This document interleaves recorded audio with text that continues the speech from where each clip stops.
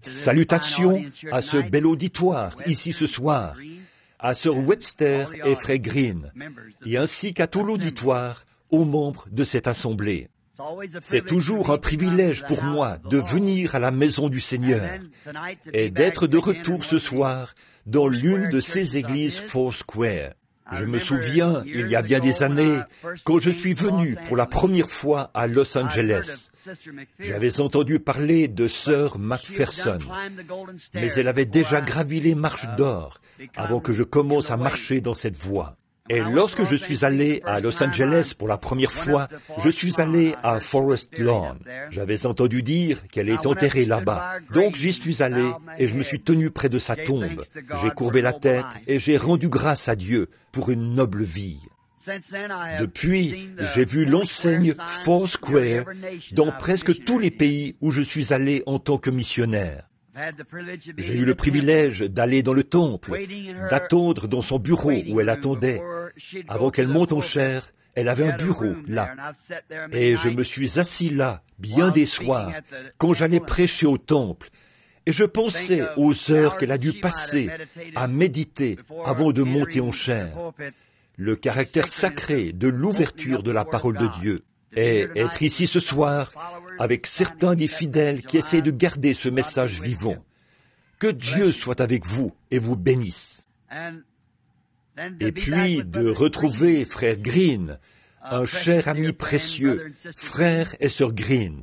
Et quand j'étais là-bas dernièrement et que je l'ai rencontré, je lui ai dit combien j'ai apprécié ce message dans le chant qu'il a chanté l'autre jour, là-bas, chez les hommes d'affaires. Il a appelé son chant « Le nom de Jésus » ou quelque chose comme ça.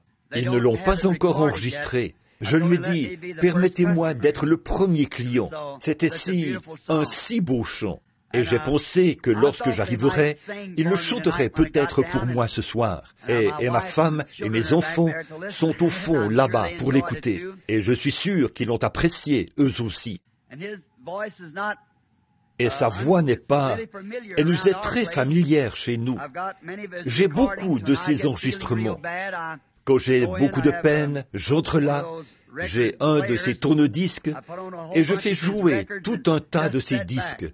Je m'assieds là et je les écoute. Je voudrais dire à ma femme, là-bas au fond, que je viens juste d'en avoir d'autres. Je les aime vraiment. Ils sont un havre de paix. Simplement d'entendre ces chants évangéliques, de savoir qu'ils ne sont pas chantés par une voix trop exercée, mais qu'ils viennent du cœur d'un vrai chrétien. Il m'a dit qu'il en restait encore quelques-uns ce soir, là derrière. Je veux que ma femme y jette un coup d'œil pour voir s'il n'y en aurait pas là derrière que nous n'avons pas déjà, et qu'elle s'assure de les prendre. Je crois qu'ils sont là-bas, dans le vestibule.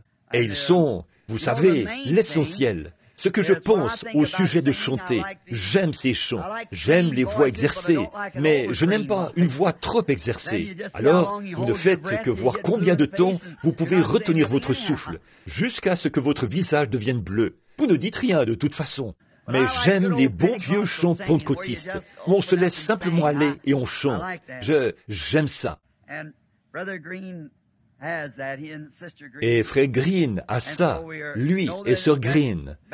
Aussi, nous savons qu'ils sont accompagnés par ces chorales et tout. Et c'est très bien de savoir que ces choses-là, nous pouvons les avoir. Maintenant, Frère Green et moi, nous sommes rencontrés pour la première fois, je crois, si je me souviens bien, je crois que c'était à Kansas City, quand nous avions l'habitude de tenir les conventions là-bas.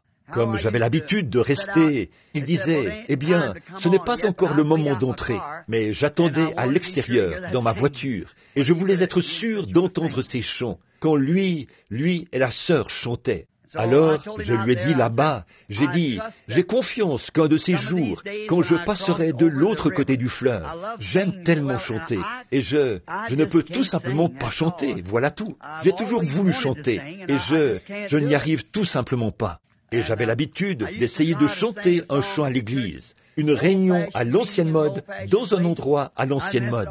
Je le chantais tout de travers. Je prenais ma femme par la main, et quand j'arrivais à la maison, je disais, « Chérie, je n'essayerai plus jamais ça. » C'est la vérité. Je ne faisais que j'embrouillais tout le monde. Mais un de ces jours, je vais chanter. Et j'ai toujours pensé que peut-être là-bas, sur la colline, là où le fleuve de la vie coule près du trône, quand cette grande chorale de tous les rachetés, ces merveilleuses voix se trouveront sur le versant de cette colline, en train de chanter. J'espère qu'il y aura de l'autre côté un petit arbre qui offrira de l'ombre. Si vous voulez me voir, allez simplement là. Je serai assis là à les écouter. Puis, un de ces matins, quand vous serez dans votre palais, et que vous sortirez sur le perron de votre palais, très loin quelque part là-bas, tout au fond des bois, il y a une petite cabane construite quelque part. Vous allez sortir sur votre perron et vous allez entendre quelqu'un chanter. Grâce infinie de notre Dieu. Vous direz, oh, frère Branham y est arrivé, car le voilà. Il y est finalement arrivé. Je serai capable de chanter à ce moment-là. D'ici là, je n'ai qu'à pousser des cris de joie au Seigneur. Nous sommes heureux, n'est-ce pas? Nous n'avons aucune raison de nous inquiéter. Aucune. Nous sommes ancrés en Christ, assis dans les lieux célestes, enlevés maintenant même dans la grâce de l'enlèvement, assis dans sa présence dans les lieux célestes en Jésus-Christ. La mort elle-même ne peut pas nous atteindre. Nous sommes bien ancrés. Rien ne peut nous nuire. Nous sommes en sécurité, tout simplement, et nous attendons sa venue. Et nous sommes reconnaissants de cela. Maintenant, je dois conduire environ 240 kilomètres ce soir, après le service. Et avec un beau groupe comme celui-ci, il me faut beaucoup de temps pour débuter et ensuite 2 fois plus de temps pour m'arrêter. Je vais donc essayer d'entrer directement dans ce que j'ai l'intention de dire aussi vite que possible. Je veux remercier le pasteur, les collaborateurs et tout le monde pour cette occasion de venir ici, pour rendre témoignage de sa grâce ce soir, dans cette belle assemblée. Je suis monté, il y a quelque temps, sur la montagne du Sud, et j'ai regardé la vallée. J'ai pensé au moment où je suis venu pour la première fois dans cette vallée, il y a environ 35 ans. Combien cette ville s'est développée. Elle s'est étendue dans toute la vallée de Maricopa, ici. À perte de vue, c'est la ville. J'étais là-bas avec ma femme et j'ai dit, « Tu sais, chérie, il y a peut-être 300 ans, il n'y avait rien d'autre qui passait par ici que des coyotes et des pécaris, et ainsi de suite, partout dans la région. Et puis l'homme est venu et a commencé à bâtir. Puis la civilisation a commencé à s'étendre. Alors le péché et la violence se sont installés. J'ai pensé, ne serait-ce pas un endroit merveilleux? J'ai toujours pensé qu'un jour, j'aimerais vivre à Phoenix. Et alors, en regardant la vallée, j'avais presque envie de pleurer dans mon cœur, en pensant combien ce serait un endroit magnifique s'il n'y avait pas de péché. La façon dont ils ont pris le désert pour en faire un lieu d'habitation. Aujourd'hui, on se promenait en voiture au sommet du mont Camelback. Il y a de belles maisons là-haut. C'est presque comme si vous entriez au paradis.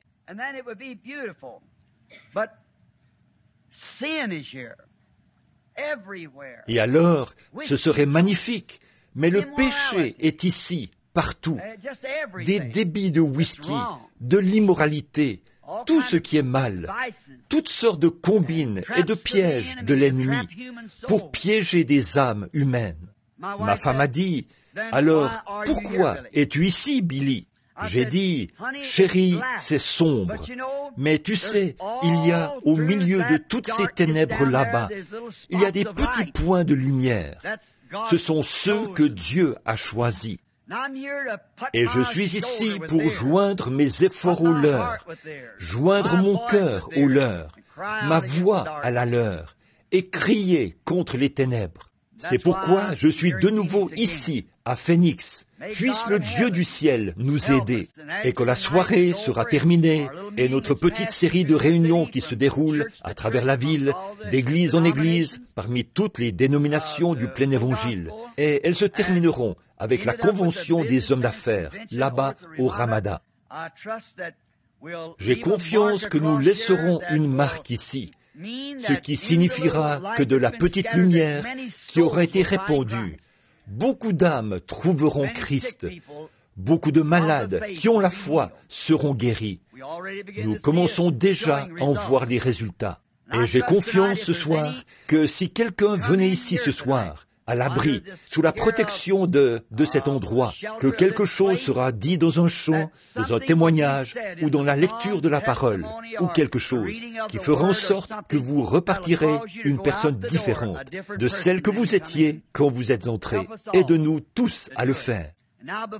Et maintenant, avant d'approcher la parole, approchons-nous de l'auteur par le moyen de la prière. Courbons la tête un instant.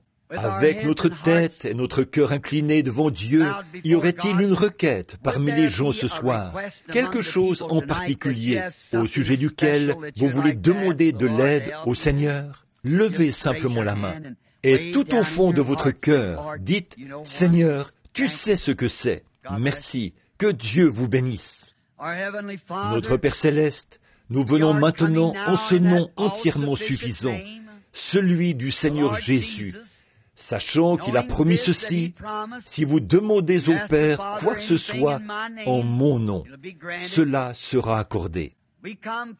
Nous venons d'abord pour confesser que nous avons commis des erreurs, nous avons mal agi, et aucun d'entre nous n'est bon, pas un seul. Et nous venons pour confesser nos péchés au nom du Seigneur Jésus. Nous demandons le pardon. Et tu as vu les mains des gens, celles qui ont été levées ce soir. Et tu sais ce qui était derrière cette main, ce dont ils avaient besoin. Et j'offre ma prière avec les leurs. Je la dépose sur ton autel et j'implore ta miséricorde, afin que toi, Seigneur, tu fasses miséricorde et que tu répondes à chacune des requêtes. Nous voulons te remercier pour cette Église, pour ses pasteurs et pour tous les laïcs, et tous les diacres et les administrateurs, et tous ceux qui la fréquentent. Bénis-les, Seigneur. Et nous savons que nos réunions et nos rassemblements seraient entièrement en vain si tu n'étais pas là avec nous. Aussi nous prions, Père Céleste, que nous ayons maintenant l'assurance que tu es avec nous. Continue, ô Seigneur, d'être avec nous pendant la soirée. Aide-nous. S'il y a par hasard des gens qui viennent de la rue ou du long des haies et des sentiers du monde, qui ont été dans leur vie indifférents envers toi, puisse ce soir être celui où ils diront à Dieu ce oui entièrement suffisant et qu'ils s'abandonneront, se donneront entièrement à Jésus-Christ. S'il y a des malades parmi nous, Seigneur, tu es le grand médecin qui n'a jamais perdu un cas. Nous pensons au jour dans lequel nous vivons, alors que la maladie et une obscurité profonde couvrent la terre. Mais nous repensons au moment où tu conduisais ton peuple. Moïse les a fait sortir de l'Égypte et les a conduits au pays promis. Il les a conduits tout au long du voyage pendant 40 ans. Et quand ils sont entrés dans le pays promis, pas un seul d'entre eux n'était faible. Combien de médecins ce soir aimeraient examiner l'ordonnance que Moïse avait, qui a gardé tous ces gens en bonne santé pendant 40 longues années? Et pourtant, tu ne l'as pas caché, tu l'as fait connaître à nous tous, et c'est écrit ici sur les pages. C'est si simple. Je suis l'Éternel qui guérit toutes tes maladies. Puissions-nous prendre conscience de cela ce soir, Seigneur, les malades et ceux dans le besoin, et savoir qu'il n'y a pas une seule maladie dont tu n'es pas le remède, le double remède. Bénis la lecture de ta parole, et puissent nos cœurs se concentrer maintenant sur l'essentiel de la réunion. Alors que nos cœurs ont été remplis de joie par les chants de l'Évangile et les témoignages et tout, nous sommes très reconnaissants. Maintenant, puissions-nous entendre ta parole, et parle-nous, Père, et bénis ces quelques notes qui ont été préparées pour la soirée, car nous le demandons en son nom et pour sa gloire. Amen.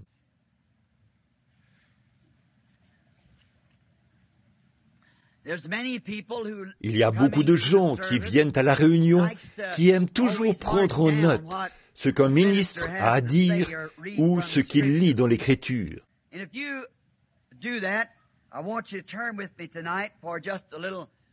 Et si vous le faites, je veux que vous preniez avec moi ce soir pour une petite lecture dans l'Évangile de Matthieu, le chapitre 15, versets 21 à 28. Je lirai ceci. Jésus, étant parti de là, se retira dans le territoire de Tyr, de Sidon. Et voici une femme cananéenne qui venait de ces contrées lui cria « Aie pitié de moi, Seigneur, fils de David.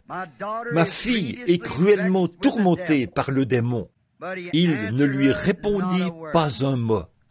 Et ses disciples s'approchèrent et lui dirent avec instance « Renvoie-la, car elle crie derrière nous. » Il répondit « Je n'ai été envoyé qu'aux brebis perdues de la maison d'Israël. » Mais elle vint se prosterner devant lui, disant « Seigneur, secours-moi. » Il répondit « Il n'est pas bien pour moi de prendre le pain des enfants et de le jeter aux petits chiens. » « Oui, Seigneur, dit-elle, mais les petits chiens mangent les miettes qui tombent de la table des maîtres. »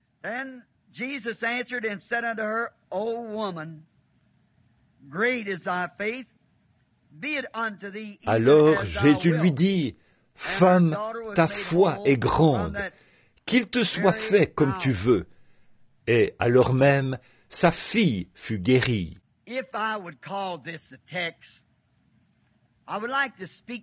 Si je peux prendre ceci comme texte, j'aimerais parler juste un instant, ou plutôt pendant quelques minutes, sur ce sujet, la persévérance.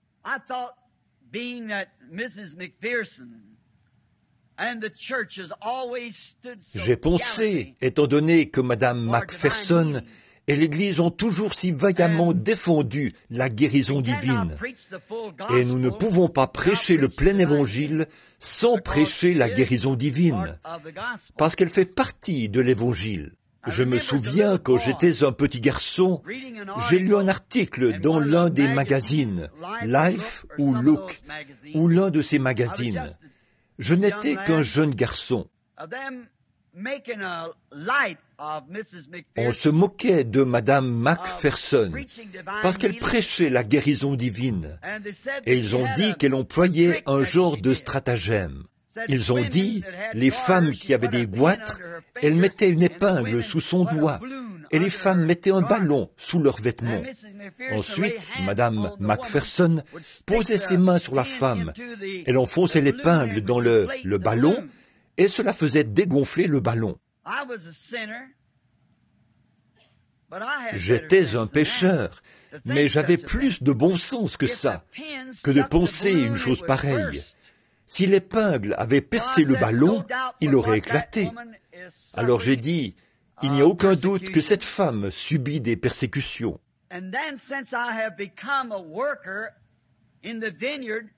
Et donc, depuis que je suis devenu un ouvrier dans la vigne, je me rends compte de ce qu'elle a dû endurer.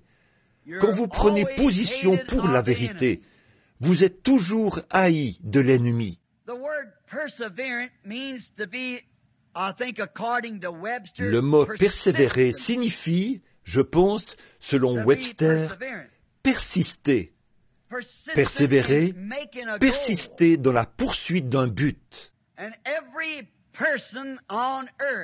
Et chaque personne sur terre, ou qui a déjà vécu sur la terre, qui a jamais accompli quelque chose, qui a fait quelque chose de sa vie, a dû être persévérante. Vous devez premièrement être certain de ce en quoi votre foi est ancrée. Or, la foi n'est pas une chose qui est si facilement ballottée, et une sorte de, comme on dirait dans le langage de la rue, un tour de passe-passe. La foi ne peut avoir une position correcte que lorsqu'elle est placée sur quelque chose d'inébranlable. Si je vous disais d'aller là-bas et de poser votre main sur cet arbre pour recevoir votre guérison, vous pourriez en douter. Alors, pourquoi? Il n'y aurait aucun fondement à cela. Vous n'auriez que ma parole.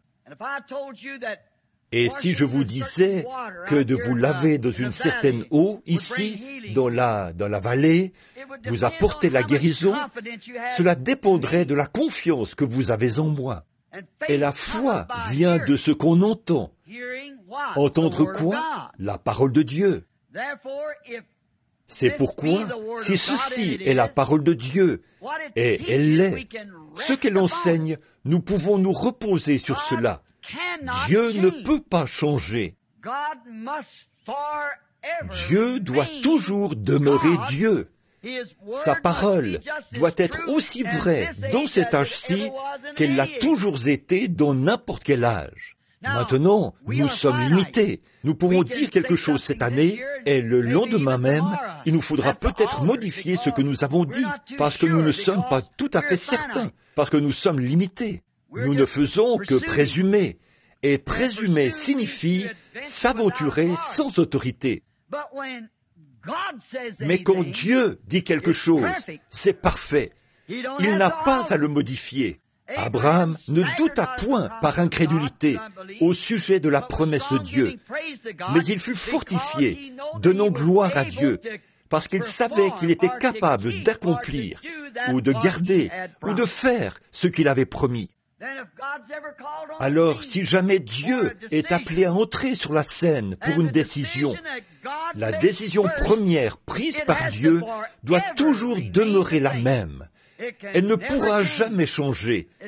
Elle ne peut pas être modifiée parce qu'il est infini. Et tout ce qui est infini n'a jamais eu de commencement ou de fin. Donc, il ne peut pas revenir en arrière l'année suivante et dire « j'avais tort ». Alors, si c'était sa décision, tout homme qui prend cette même, qui arrive à la même décision que Dieu a prise pour un certain homme sur la base de sa foi, de la croire, il doit agir de la même manière chaque fois qu'un homme croit cela. Dieu doit agir chaque fois de la manière dont il a agi la première fois, sinon il a mal agi la première fois. Et qui peut accuser Dieu de mal agir? Dieu doit toujours s'en tenir à sa décision. Si tu peux le croire. Bon, pour accomplir quelque chose, vous devez vous fixer un but et dire « Ceci, j'y crois » et vous y tenir. Et continuer à avancer, à vous en rapprocher, sachant que vous avez... C'est là, sachant qu'il y a quelque chose là vers lequel vous approchez. C'est comme cette histoire que l'on raconte au sujet du petit garçon avec le cerf-volant qui tenait la ficelle dans sa main. L'homme a dit, « Qu'est-ce que tu tiens, fiston ?» Il a dit, « Mon cerf-volant. » Il a dit, « Je ne vois rien d'autre qu'une ficelle. » Il a dit, « Mais il y a un cerf-volant à l'autre bout. » L'homme a levé les yeux et a dit, « Je ne vois pas le cerf-volant. » Le petit garçon a dit, « Moi non plus. » Il a dit, « Eh bien, comment sais-tu que tu as un cerf-volant ?» Il a dit, « Je peux le sentir tirer à l'autre bout. » Eh bien, c'est la même chose avec la foi. La foi est une ferme assurance des choses qu'on espère, une démonstration des choses qu'on ne voit pas. Aussi longtemps que vous placez votre foi sur cela et que vous êtes ancré là, vous allez y parvenir. Peu importe que vous le voyez ou non, vous savez quand même que c'est là. Vous tirez dessus et il vous tire. Et tout homme qui a jamais réalisé quelque chose de valeur s'est fixé un but. Il a ensuite persisté, persévéré pour l'accomplir. De grands hommes, George Washington, qui est appelé le père de notre nation, lorsqu'il est arrivé à Valley Forge, après avoir passé toute la nuit en prière, si bien qu'il était trempé, couvert de neige jusqu'au-dessus des hanches, à genoux dans la neige. Le lendemain matin, il a traversé le Delaware, qui était tout en glace. Pourquoi? Il a persévéré. Il avait la réponse. Rien n'allait lui faire obstacle. Bien que 3 ou 4 balles de mousquet aient traversé son manteau, il n'a subi aucune blessure. Il a essayé, il voulait accomplir quelque chose, et il avait prié jusqu'à exaucement pour cela, et il a persévéré. Rien ne lui a fait obstacle.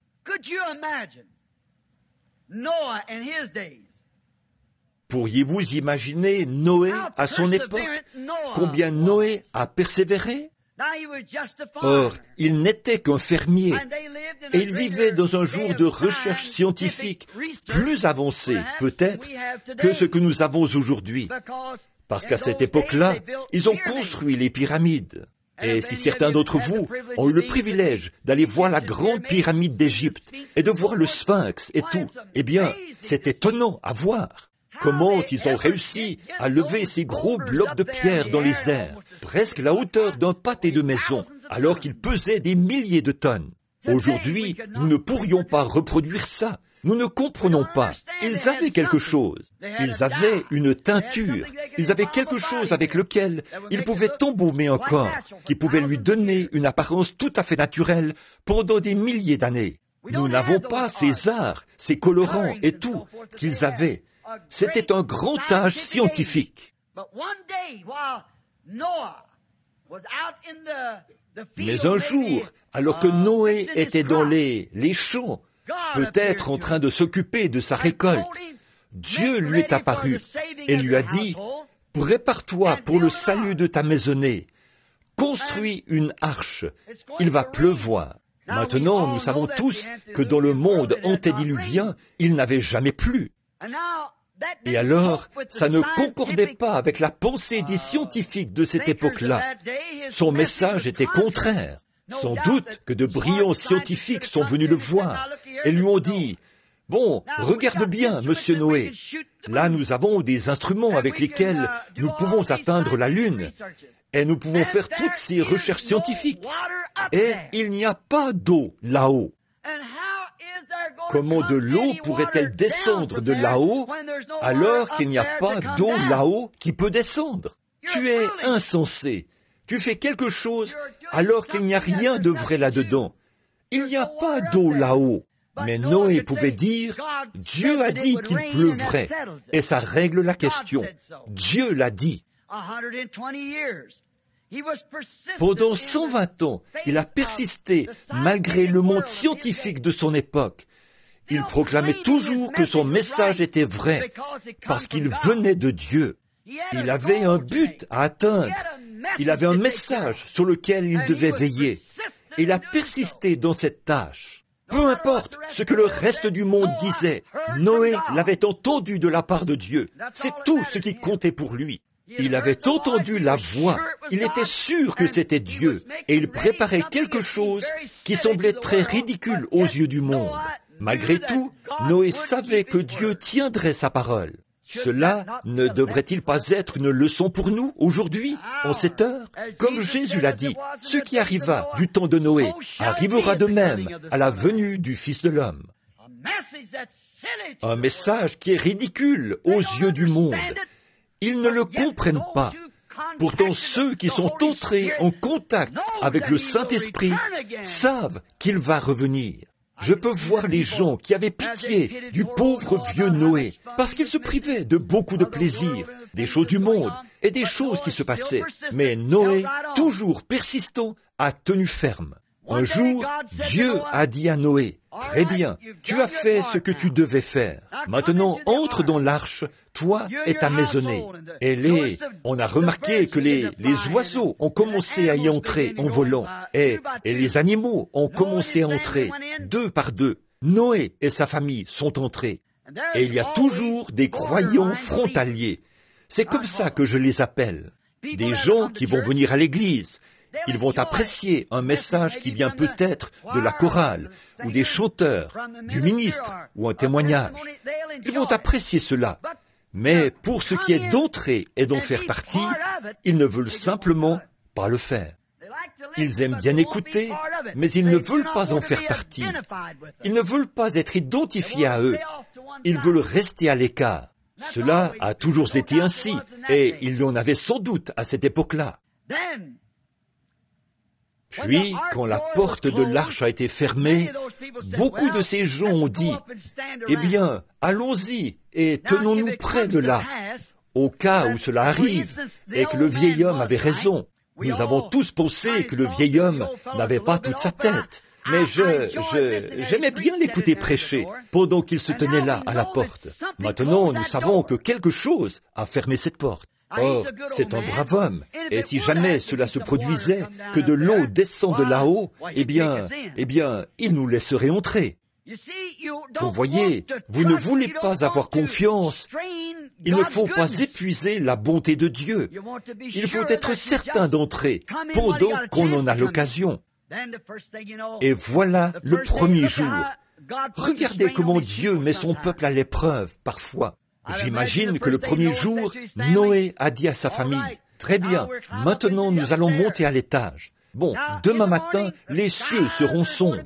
Ils n'ont jamais été sombres auparavant. Nous n'avons jamais vu ça. La pluie va tomber. Les éclairs vont sillonner les cieux. Et le lendemain matin, voilà le soleil qui se lève.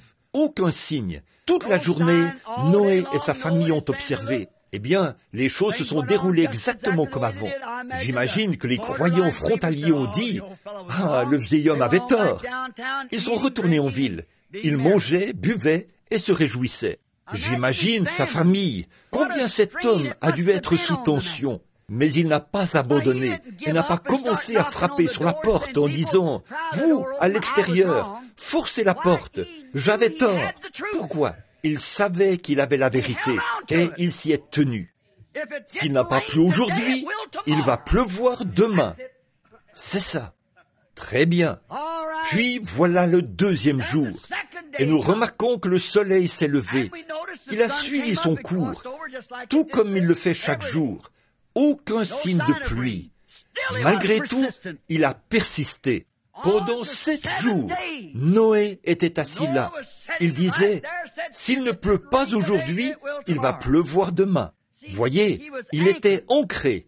Il a persisté, persévéré, parce qu'il savait que Dieu l'avait dit et qu'il fallait qu'il en soit ainsi. Enfin, le 7e jour, quand il a regardé par la fenêtre, les cieux s'assombrissaient, le vent balayait les collines, les arbres penchaient, les gens hurlaient, ne sachant pas quoi faire. Et après un certain temps, de grosses gouttes de pluie ont commencé à tomber pour la première fois. Elles tombaient dans les rues. Les égouts se sont remplis. Tous les ruisseaux sont sortis de leur lit. L'eau a commencé à monter. Les gens sont montés dans leurs bateaux et ils ont coulé. Les vents étaient violents et l'eau est devenue de plus en plus profonde. Après un certain temps, elle a commencé à atteindre le bateau. Ils regardaient par la fenêtre. Alors, les gens hurlaient, mais il n'y avait aucun moyen pour lui de leur tendre la main et de les atteindre. Il était tout là-haut, à l'étage supérieur. Par leurs péchés, ils avaient laissé passer leur jour de grâce. Il n'y avait plus de grâce pour eux. Il était trop tard à ce moment-là. Alors, quel sentiment Noé a dû éprouver quand il a regardé dans la rue et qu'il a vu tous les petits bateaux, qu'ils aient été construits avec l'aide de Dieu ou pas. Vous voyez, les gens pensent comme ça aujourd'hui. Ils peuvent construire leur propre arche. Ils peuvent fabriquer leur propre salut. Vous ne le pouvez pas. Dieu a acquis le salut pour nous et nous devons l'accepter. Une arche construite de main d'homme ne tiendra pas le coup. Tout ce que l'homme peut accomplir, c'est contraire à la volonté et à la parole de Dieu. Ça ne tiendra pas le coup. Mais quel effet cela a dû produire sur Madame Noé et ses belles-filles et son fils, ses fils, et ainsi de suite, lorsqu'ils ont vu cette eau monter jusqu'à l'arche et que l'arche restait quand même immobile. Mais au bout d'un moment, ils ont senti qu'elle se dégageait. Elle flottait. Oh, Noé a su que tout ce qu'il avait essayé d'accomplir, ce qu'il avait fait, son message portait ses fruits à ce moment-là. Elle s'était dégagée. Il quittait la terre. C'est pareil quand un homme restera là, non pas s'avancer et serrer la main du pasteur, inscrire son nom sur un registre. Mais quand il restera là, jusqu'à ce qu'il sente quelque chose se libérer à l'intérieur de lui, et qu'il commence à flotter tout là-bas par la foi, il sait que ses péchés sont du passé, et qu'il a ancré son âme en Christ. Il y a quelque chose qui le fait monter de plus en plus haut. On persiste, on persévère. Moïse a été très persévérant. Quand il est descendu en Égypte et qu'il a tué un homme, il avait toute son instruction et sa formation. Et malgré tout, il s'y est mal pris. Il a essayé, parce qu'il avait confiance en ce qu'il pouvait accomplir par son instruction et par sa propre... On nous dit qu'il était un militaire. Et ce pourquoi il avait été formé, nous voyons que cela a échoué. Et quand cela a échoué, il n'a pas persévéré. Il s'est enfui au désert et y est resté pendant 40 ans. Mais un jour, il a rencontré Dieu dans un buisson ardent. Il a ôté ses souliers. Il a vu la gloire de Dieu. Il a vu un bâton sec se transformer en serpent et redevenir un bâton. Il a vu une main couverte de lèpre être guérie par la puissance de Dieu. Et il a entendu la voix de Dieu lui parler. Rien n'allait plus l'arrêter alors. Je l'ai souvent décrit. J'espère que ce n'est pas d'une manière sacrilège. Un vieil homme, âgé de 80 ans, avec sa femme, assis sur un mulet, tenant un enfant sur sa hanche. Le lendemain, et avec sa barbe qui pendait, le bâton à la main, il avançait, les yeux fixés vers le ciel, et sa barbe blanche qui flottait au vent. Et quelqu'un a dit, « Où vas-tu, Moïse ? Je vais en Égypte pour prendre le contrôle. » Une invasion par un seul homme. Ça avait l'air plutôt ridicule. Mais pour l'esprit charnel, les voies de Dieu sont ridicules. Mais elles sont précieuses pour ceux qui y sont ancrés. Ils savent de quoi ils parlent. Ils courent vers le but. Oh, quelle chose extraordinaire cela a dû être. Noé, ou Moïse plutôt, qui allait en Égypte, une nation que le monde entier craignait, un peu comme la Russie aujourd'hui, une invasion par un seul homme, un vieil homme de 80 ans, avec sa femme assise sur un mulet et un bâton tordu à la main, en route pour prendre le contrôle. La chose qui est étrange à ce sujet aux yeux du monde, c'est qu'il l'a bel et bien fait. Il a pris le contrôle.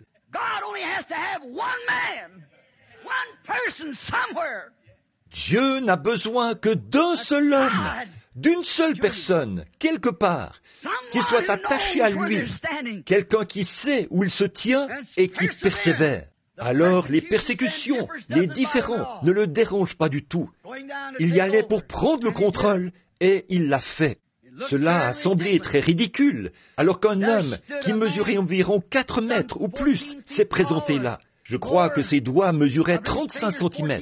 Il tenait une lance à la main, semblable à une aiguille de tisserand, dont la longueur était probablement égale à la moitié d'ici jusqu'à la porte là-bas. Il se tenait là et défiait Israël. Puis Saül, de l'autre côté, dépassait d'une tête toute son armée. Un homme formé.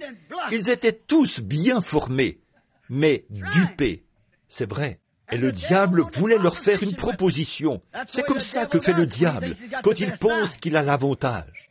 Viens par ici, ne versons pas de sang, seulement 2 d'entre nous. Si je bats votre homme, alors vous allez nous servir.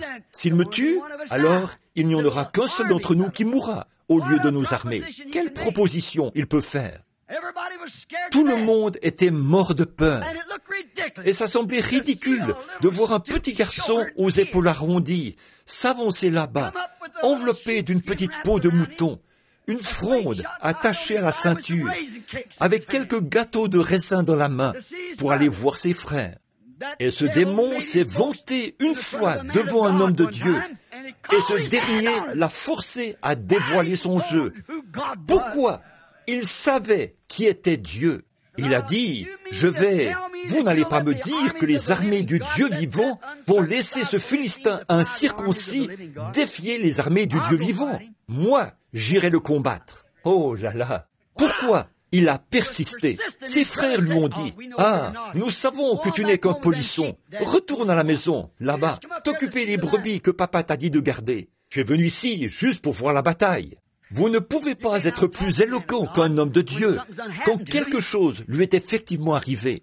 Alors, il est allé voir Saül. Saül, j'imagine qu'il s'est gratté la tête et a baissé les yeux. Il a dit, « J'admire ton courage, fiston, mais cet homme est un guerrier. Cet homme est un guerrier depuis son enfance. Et tu n'es qu'un enfant. Tu ne sais pas comment manier une fronde ou une lance, ou comment te battre en duel. Oh, mais regardez-le présenter quelque chose.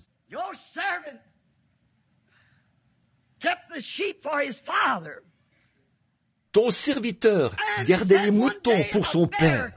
Et il a dit, un jour, un ours est entré et a pris un des agneaux de mon père. Je l'ai poursuivi et je l'ai tué. Puis un lion est entré et on a pris un et l'a emporté. Je l'ai poursuivi et je l'ai tué. Maintenant, a-t-il dit, le Dieu qui m'a donné la victoire sur l'ours et sur le lion, à combien plus forte raison va-t-il me donner la victoire sur ce Philistin incirconcis qui défie les armées du Dieu vivant? Saül a dit, mais tu n'es qu'un enfant. Il a dit, tu ne portes rien du tout, rien qu'une petite peau de mouton.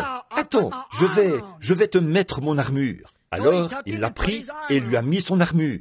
Pouvez-vous imaginer ça? La Bible dit qu'il avait le teint rosé. Et cet homme tout petit, qui pesait peut-être 50 kilos, s'est revêtu de cette grande armure d'un homme qui pesait environ 115 kilos, qui mesurait environ 2 mètres. Il était écrasé sous le poids. Pouvez-vous imaginer ça?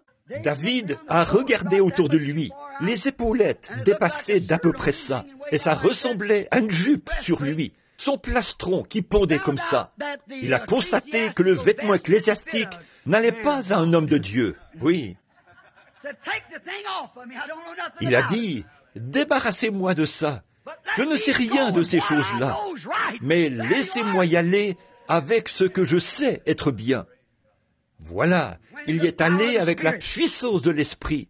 Je crois que c'est Hudson Taylor qui a dit une fois un missionnaire chinois.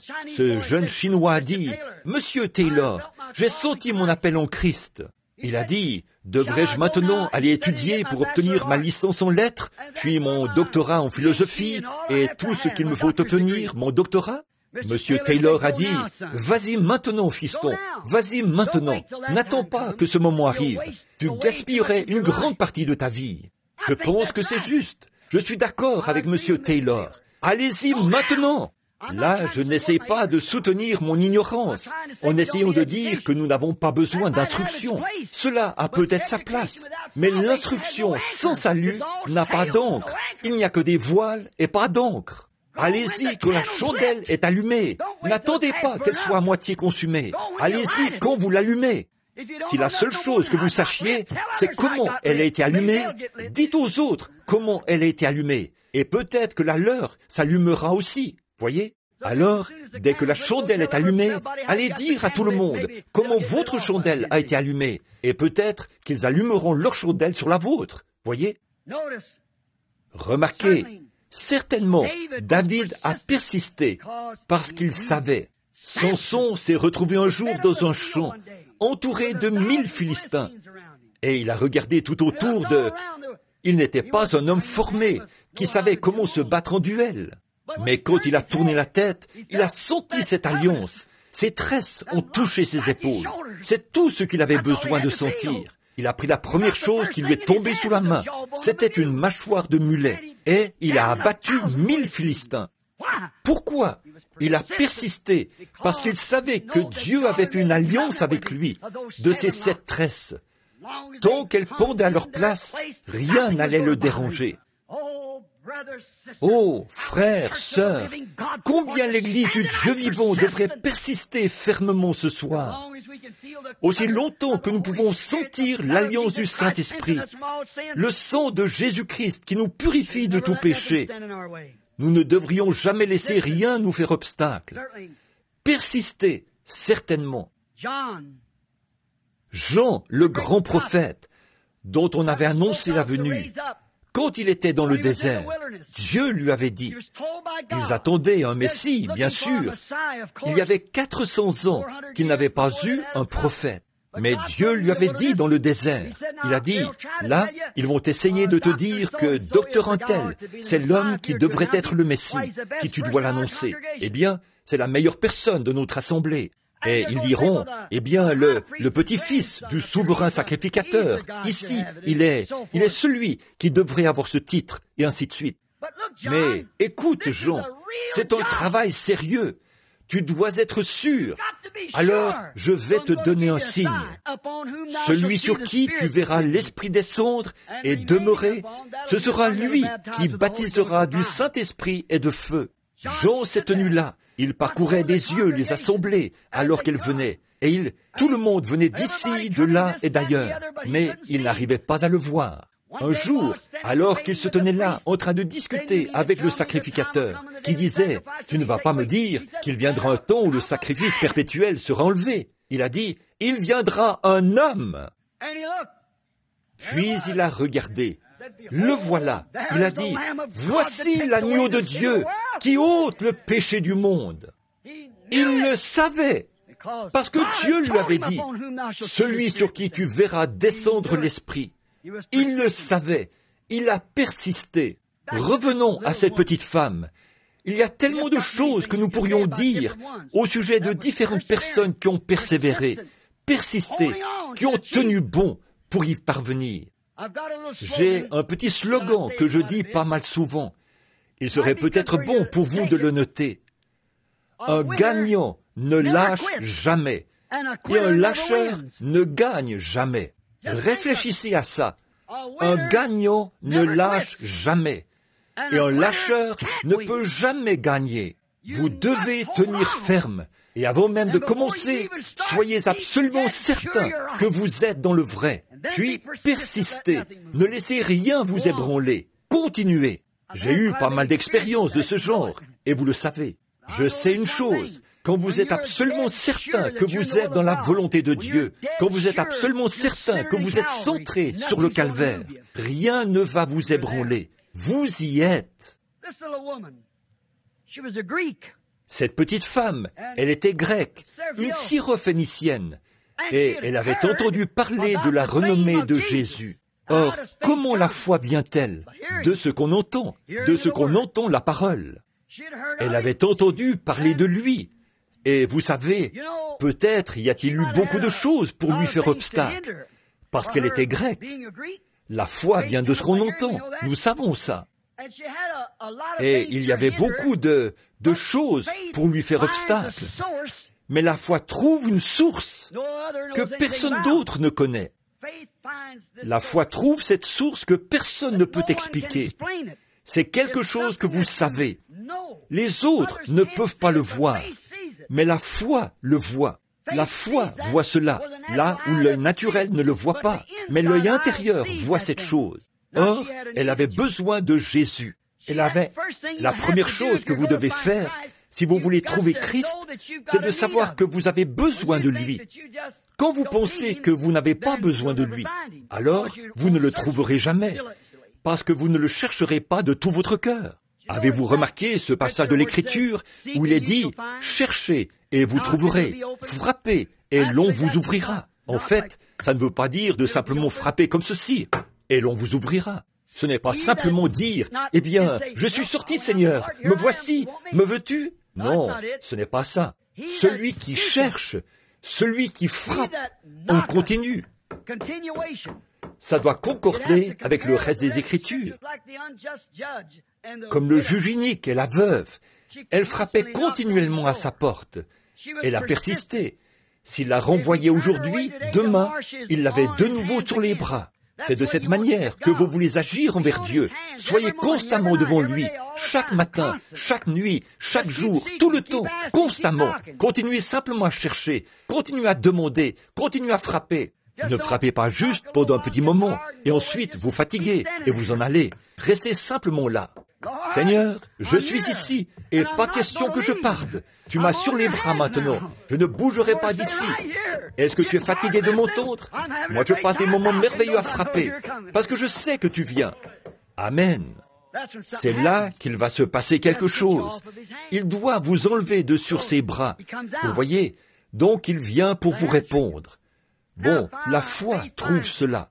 Sa parole est une épée. La Bible dit dans Hébreux 4:12 que la parole de Dieu est plus tranchante qu'une épée à 2 tranchants. Maintenant, il n'y a qu'une chose qui puisse tenir cette épée, c'est la main de la foi. La main de la foi est la seule chose qui puisse tenir cette épée de la foi, cette épée de la parole. Là, il se peut que votre bras soit faible, tout juste assez fort pour la saisir, pour la justification, tant vous êtes faible. C'est peut-être tout ce que vous pouvez dégager en tranchant. Mais cette épée de la parole tranchera pour dégager chaque promesse que Dieu y a faite, à condition que ce soit un bras de la foi bien fort qui la tient. Je crois en Dieu pour ma guérison. Je crois en Dieu pour mon baptême. Dieu a fait la promesse. Et la foi tient cette épée. Ça va la découper du rocher là-bas. Chaque promesse de Dieu peut être dégagée en étant tranchée par la parole de Dieu. Car c'est une épée. Elle a eu beaucoup d'obstacles, mais sa foi n'en avait pas. Vous avez peut-être beaucoup d'obstacles. Chaque personne qui s'engage à rencontrer Christ découvrira qu'il y a beaucoup d'obstacles. Mais votre foi, elle, n'en a pas. La foi n'a aucun obstacle. La foi a du poil sur la poitrine et de gros muscles. Les raisonnements s'élèvent et disent, vous savez, c'est raisonnable. La foi gonfle ses muscles, bombe son grand torse et dit, tais-toi, assieds-toi. Et le raisonnement se sauve dans un coin et s'assied sur son tabouret. Voilà. La foi a des muscles. Et ce qu'elle dit veut dire exactement ce qu'elle dit. Voilà ce qu'il nous faut ce soir. Voilà ce dont l'église Foursquare a besoin. Voilà ce dont le groupe Pentecôtiste a besoin. Voilà ce dont le monde entier a besoin. Voilà ce dont j'ai besoin. Voilà ce dont vous avez besoin. Et nous devrions avoir honte de l'admettre. Mais nous avons besoin d'une foi qui s'accrochera à la parole de Dieu et qui déclarera qu'elle est vraie. Faire face au diable et dire « Ainsi dit le Seigneur ». Je lisais l'autre jour où un homme racontait que le diable est venu devant lui. Et il a dit, le diable n'était qu'une espèce de petit avorton. Et il a dit, bouh! Il a dit, j'ai reculé brusquement. Et il a dit, bouh! J'ai reculé brusquement.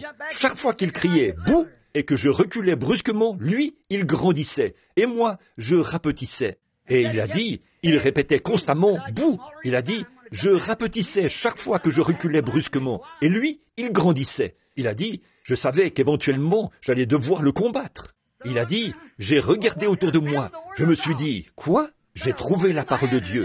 Il a dit, je l'ai enroulée dans ma main. Et le diable a dit, bouh! Et moi aussi j'ai dit, bouh! Et il a dit, quand j'ai aussi dit bouh, chaque fois que je disais bouh, il rapetissait. Et moi, je grandissais. C'est ça, vous devez le combattre, tôt ou tard. Vous savez, les gens ne croient pas que le diable existe. Je le croise tout le temps. Ah oui, je le croise tous les jours. Tous les autres croyants aussi. Oui, vous devez le combattre, tôt ou tard.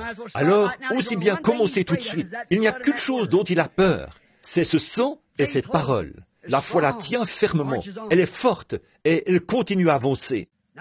Bon, nous voyons que cette petite femme grecque, comme je l'ai dit, elle a eu beaucoup d'obstacles. Mais sa foi n'en avait pas. La foi n'a pas d'obstacles. Ils lui ont peut-être dit, sais-tu que tu es grec? Tu es grec. Tu sais, tu n'appartiens pas à sa dénomination. Ne va pas là-bas avec ce groupe. Ça, c'est l'un des obstacles, voyez. Mais si vous avez la foi, vous y allez quand même. Ça ne fait aucune différence, la dénomination où il se trouve, pourvu qu'il soit là. Elle avait un besoin. Elle avait une fille qui se mourait d'épilepsie. Et elle devait absolument arriver jusqu'à lui, parce que les médecins ne pouvaient rien faire pour elle. Ils ne le peuvent toujours pas. Alors, il fallait qu'elle parvienne jusqu'à Jésus. Elle avait entendu dire qu'il avait déjà guéri ce genre de cas-là. Eh bien, disait-il, il n'a jamais amené son réveil dans vos dénominations. Ça ne lui a pas fait obstacle. Cette petite femme avait la foi. Elle a persisté. Elle a simplement continué en ignorant ce groupe-là. Sa foi l'en a éloigné. Oh, s'il pouvait seulement faire ça aujourd'hui, quelqu'un va dire, il y a une réunion ce soir à l'église Foursquare. Eh bien, elle ne fait pas partie de votre dénomination. Vous feriez mieux de vous tenir loin de là. Continuez à vous frayer un chemin. Votre foi vous mènera droit au but. Voyez, la foi ne connaît pas d'obstacle. Elle avance malgré tout. Rien ne va l'arrêter. Comme je l'ai dit, elle est bien musclée, avec de gros muscles. C'est elle qui prend le contrôle. Les autres en ont peur.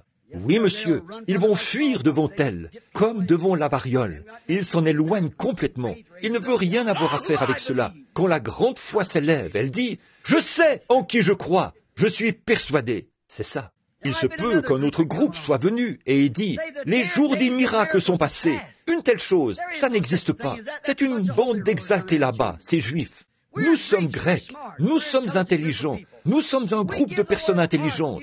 Nous donnons au monde l'art, la musique et la religion. Et cette chose-là n'existe pas. » Mais elle a persisté. Pour elle, les jours des miracles n'étaient pas passés, parce que quelque chose lui avait dit ici, à l'intérieur, qu'il ne l'était pas. Et Jésus avait ce qu'elle cherchait, et elle était déterminée à se rendre jusqu'à lui. Que sa dénomination ait parrainé cela ou pas, elle y allait quand même. Elle allait se rendre là-bas. Elle a persisté, toujours persisté. Les jours des miracles étaient peut-être passés pour eux, mais ils ne l'étaient pas pour elle. C'est pareil pour chaque croyant. Ces gens disent que les jours des miracles, un homme a dit il y a quelque temps, il a dit, peu m'importe ce que vous pourriez dire, monsieur Branham. Il a dit, je ne crois pas que la guérison divine existe. J'ai dit, bien sûr que non, pas pour vous. Ce n'est pas pour les incroyants. C'est seulement pour ceux qui croient. C'est vrai. Cela n'a pas été envoyé aux incroyants. Cela a été envoyé aux croyants. Vous ne pouvez pas l'apprécier parce que vous n'en connaissez rien. Il voulait me dire, le Saint-Esprit, ça n'existe pas. J'ai dit, vous êtes en retard d'environ 33 ans pour dire ça. J'ai dit, je sais à quoi m'en tenir. Je l'ai déjà reçu. Oh, quel non-sens. J'ai dit, ça l'est peut-être pour vous, mais pas pour moi. C'est réel pour moi. C'est la vie. Quelque chose s'est ancré. Il est venu trop tard pour me dire ça. Ils viennent trop tard pour nous dire ça au sujet de la guérison divine. Nous avons déjà été guéris.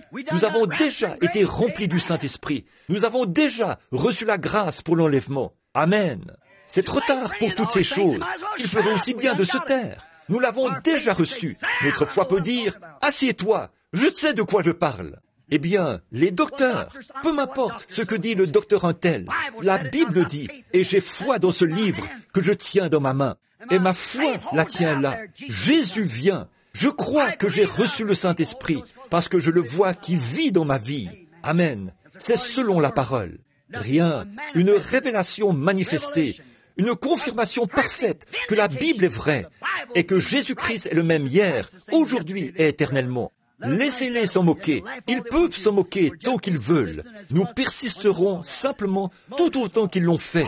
Noé l'a fait. Moïse l'a fait. Quand tous les autres imitateurs se sont élevés. Jeannès et Jean Bresse ont jeté leurs bâtons sur le sol, et les bâtons se sont transformés en serpents. Il y avait là ces hommes, aussi honorables qu'ils pouvaient l'être, qui avaient fait exactement ce que Dieu leur avait dit de faire. Et voilà que s'élève un tas d'imitations. Ils ont jeté leurs bâtons sur le sol. La seule chose qu'ils pouvaient faire, c'était de rester tranquilles et voir la gloire de Dieu. Amen. Dieu la défendra. S'il vous envoyait, que vous en êtes sûr, vous allez accomplir le travail que Dieu a prédestiné que vous fassiez. Vous allez vous tenir là, et Dieu éloignera tous les imitateurs charnels de vous. C'est exact. Tenez-vous là. Vous pouvez persister, parce que vous savez en qui vous avez cru, et ce qui est juste. Examinez votre révélation par la parole. Si c'est contraire à la parole, laissez ça de côté. Si c'est conforme à la parole, alors Dieu est tenu, obligé de tenir sa parole. Bon, eh bien, il y avait peut-être un groupe de dames qui se tenaient là, au coin de la rue, vous savez, et elles ont dit, la voilà qui vient. Maintenant, elle a cet enfant là-bas qui souffre d'épilepsie. Et le docteur Untel a dit qu'il n'y a pas de remède contre l'épilepsie. Et la voici qui s'en va vers cette dénomination non connue, là-bas, pour que ce prophète fanatique vienne ici et guérisse cet enfant. Alors elles ont dit, nous devrions arrêter Suzy. J'espère qu'il n'y a pas de Suzy ici. Mais nous devrions arrêter Suzy et lui dire, parce qu'elle était une femme bien, sa vie est son reproche. Mais nous devons l'arrêter, et c'est la seule chose que je peux faire. Elle a déjà ignoré tous les autres, mais cet obstacle-ci, elle ne pourra pas l'ignorer. Sais-tu quoi, Suzy? Ton mari va te quitter, parce qu'il est un administrateur ou un diacre au sein du conseil. Et il va te quitter, c'est sûr et certain, si tu vas là-bas. Elle a persisté de plus belle. Elle a continué à avancer. Voyez, la foi ne connaît aucun obstacle. La foi doit y arriver. Puis, elle a croisé un autre groupe qui a dit, « Sais-tu quoi? Quand tu reviendras dans la défaite et que tu auras découvert qu'il n'y a rien de vrai là-dedans, tout le monde dans le voisinage se moquera de toi. » Cela ne l'a même pas fait rougir de honte. Elle a persisté. Elle a continué à avancer. J'aime ça. J'aime cette persévérance. Puis, voici un des diacres se tenait là, et il a dit, « Si tu vas là-bas, tu sais ce qu'ils vont faire? Ils vont te mettre à la porte de l'église, parce que tu t'es associé à ces exaltés ou à ces gens-là. » Et il a dit, « Tu sais, excusez-moi, je n'aurais peut-être pas dû dire ça. Voyez, tu t'associes avec eux, tu seras mise à la porte de ton église. » Elle a persisté de plus belle. La foi ne connaît pas la défaite. Elle n'avait qu'une chose à accomplir, et c'était de parvenir jusqu'à Jésus. Elle avait un besoin, et lui, il était le seul qui pouvait pourvoir à ce besoin. Je dis ceci ce soir, frères et sœurs. J'ai 53 ans. Je le sers depuis l'âge d'environ 20 ans. Il a pourvu à tous mes besoins. Et quand viendra l'heure de ma mort, je suis sûr que ce dont j'aurai besoin à ce moment-là, 2 ailes pour franchir le fleuve, il sera là. Ne vous inquiétez pas, je sais qu'il sera là. Je remettrai simplement la vieille épée dans le fourreau. J'enlèverai le casque et le déposerai sur le fleuve, sur la rive, quand j'entendrai les rameurs. Et je vais crier, « Envoyez le bateau de sauvetage! Je rentre à la maison ce matin! » Ce sera là, oui monsieur. L'étoile du matin descendra et éclairera le chemin, et nous traverserons le fleuve. Oui monsieur. Amen. Elle a persisté. Elle avait quelque chose à accomplir. Elle savait qu'elle devait persévérer pour parvenir jusqu'à Jésus. Alors, elle devait tout ignorer. Finalement, elle est arrivée. Bon, enfin, elle est arrivée. Tout va bien maintenant. Et là, voici qu'arrive un autre obstacle. L'homme même en qui elle professait avoir confiance. L'homme qu'elle essayait d'atteindre, Jésus. Il a dit, « Je ne suis pas envoyé à votre race. » Oh là là, est-ce que cela ne nous ferait pas exploser, nous les pentecôtistes? Oh là là, je ne suis pas envoyé à votre race. C'était tout un choc. Mais savez-vous quoi? La foi ne connaît pas de choc. Et de nouveau, il s'est retourné. Après toutes ces choses qu'elle avait traversées, sa foi a tenu ferme, car elle savait que Jésus pouvait lui donner ce qu'elle désirait. Et elle a franchi chacun de ces obstacles. Et lorsqu'elle est parvenue jusqu'à lui, elle a été carrément repoussée. Je ne suis même pas envoyé à votre race. Je peux l'imaginer là, les yeux brillants. Elle était devant lui à ce moment-là. C'est le seul endroit où elle devait être. Et il a dit, en plus, ta race n'est rien d'autre qu'une bande de chiens. Oh là là!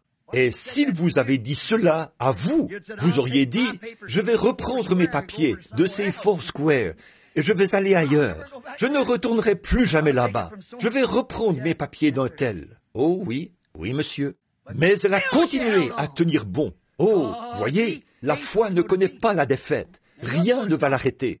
Même si Jésus lui a dit, celui-là même qu'elle est venue voir a dit, « Je ne suis pas envoyé à votre race. Ils ne sont rien d'autre qu'une bande de chiens. » Mais qu'est-ce qu'il y a? Elle détenait une foi réelle. La foi ne connaît pas la défaite. Peu m'importe d'où ça vient. Elle ne connaît pas la défaite parce qu'elle avait la foi. Malgré tout, elle a tenu bon. Oh, j'aime ça. Elle n'était pas une plante de serre chaude, une hybride, comme certaines aujourd'hui. Ces religions hybrides que nous avons aujourd'hui, vous savez, elles ne sont bonnes à rien. Tout est hybride maintenant, hybride. Ils ont même des églises hybrides, des chrétiens hybrides, qu'on fait entrer par une poignée de main. Oh, ils peuvent mieux s'habiller, peut-être qu'ils utilisent un meilleur anglais et tout, comme ça. Il n'y a pas de vie là-dedans. Prenez un beau gros épi de maïs hybride. Il est peut-être 2 fois plus beau que l'autre. Plantez-le, il mourra. Il n'y a pas de vie là-dedans. C'est vrai. Nous ne voulons rien d'hybride. Nous voulons la chose authentique. Si vous ne l'avez pas, restez là jusqu'à ce qu'elle vienne. Pourquoi accepter un substitut alors que les cieux pentecôtistes sont remplis du vrai? Voyez? Rien d'hybride. Ça ne tiendra pas. Une plante hybride, il faut toujours la vaporiser pour en éloigner les insectes. C'est pareil avec certains de ces chrétiens hybrides. Vous devez les dorloter et les flatter et leur promettre qu'ils seront diacres ou quelque chose d'autre pour en éloigner les insectes de la mondanité, de l'incrédulité. Sinon, ils vont quitter l'Église. Mettez-les dehors de toute façon. C'est vrai, ils n'en ont jamais fait partie. Vous ne pouvez pas adhérer à une église. Vous pourriez adhérer à un club. Vous pourriez adhérer au club méthodiste, au club baptiste ou au club pentecôtiste. Mais si jamais vous venez à Christ, vous entrerez dans l'église par une naissance. C'est vrai, le corps mystique de Christ. Les autres sont des clubs. C'est vrai, c'est très bien, je n'ai rien contre eux, mais vous êtes entrés par une naissance dans l'église du Dieu vivant, par l'Esprit de Dieu. Vous ne pouvez pas y adhérer du tout. Et quand vous êtes né là-dedans, vous avez eu une naissance. Vous n'êtes plus un hybride, quelqu'un qui adhère par une poignée de main ou un autostoppeur. Oui, vous savez, un autostoppeur utilise toujours son pouce. C'est comme ça. Eh bien, je sais, mais le docteur Untel... Non, voilà, exactement. Elle a persisté, elle n'était pas hybride. Vous n'aviez pas à la vaporiser de parfum pour que tout aille bien pour elle. Elle s'est tenue là. Une partie de notre récolte aujourd'hui, une trop grande partie, est hybride. C'est comme ce que David Duplessis, je crois, a dit un jour. Dieu n'a pas de petits-enfants. Le problème avec notre mouvement pentecôtiste, c'est que nous obtenons des petits-enfants pentecôtistes. Ils entrent parce que nos pères et nos mères étaient pentecôtistes. Nous les inscrivons sur le registre dès leur naissance. Et ils grandissent sans avoir une expérience. Et là, ils disent qu'ils sont pentecôtistes, eux aussi. Non, monsieur. Dieu n'a pas de petits-enfants. Il n'est pas un grand-papa. Il est un père. C'est vrai. Si jamais vous allez au ciel, vous allez payer le prix, comme votre mère l'a fait et votre père l'a fait. Amen. Ça peut paraître tranchant, mais c'est la vérité. C'est une façon tranchante de faire valoir un point. Mais vous comprenez ce genre d'anglais, j'en suis sûr. Ce n'est pas un très bon anglais, mais ça transmet ce que j'essaie de dire. Écoutez-la simplement. Oui, elle n'était pas hybride. Elle n'avait pas besoin d'être vaporisée et dorlotée. Eh bien, maintenant, ma chère sœur, je te le dis. Eh bien, oh non, monsieur. Et peu importe les coups qu'il a jetés à terre, elle a dit, c'est la vérité. Nous ne sommes qu'une bande de chiens. C'est vrai que nous n'en sommes pas dignes. Oh là là, elle a admis qu'il avait raison.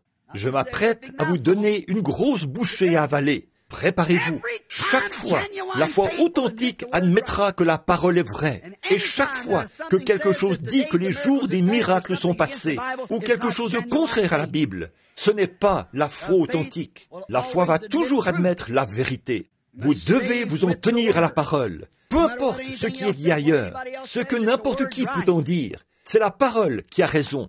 Que toute parole d'homme soit reconnue pour mensonge et que la mienne soit reconnue pour vraie. Quiconque ajoutera ou retranchera, sa part sera retranchée du livre de vie.